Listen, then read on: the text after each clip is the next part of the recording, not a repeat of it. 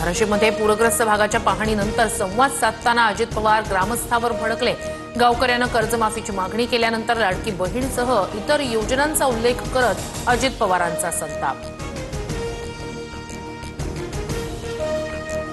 महाराष्ट्राच्या विविध भागात 26 ते 28 सप्टेंबर दरम्यान पावसात वाढ होणार।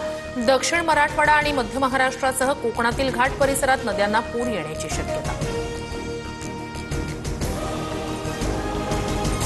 प्रत्येकाला आर्थिक परिस्थितीनुसार आरक्षण मिळावं, उपमुख्यमंत्री अजित पवारांचं वक्तव्य। तर अजित पवारांच्या विधानाशी मी असहमत। आरक्षण हा गरिबी हटावचा कार्यक्रम नाही, भुजबळांचा विरोध।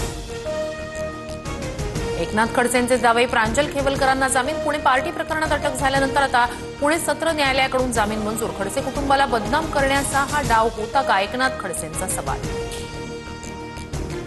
डोंबिवलीत काँग्रेस पदाधिकाऱ्याला भाजप कार्यकर्त्यांनी साडी नेसवल्याचं प्रकरण। राहुल गांधींचा प्रकाश पगार यांना फोन। अन्यायाविरोधात लढत राहा, घाबरू नका म्हणत पगार यांना धीर दिला। बीड शहरातील गजबजलेल्या भागात पत्रकाराच्या मुलाची निर्घृण हत्या। नातेवाईक आणि काही नागरिकांचा पोलीस अधीक्षक कार्यालयात ठिय्या। हत्येचं कारण अस्पष्ट। आशिया चषकाच्या फायनलमध्ये भारत पाकिस्तान भिडणार। बांगलादेशला 11 धावांनी हरवत पाकची फायनलमध्ये एंट्री। रविवारी 28 तारखेला भारत पाक महामुकाबला होणार।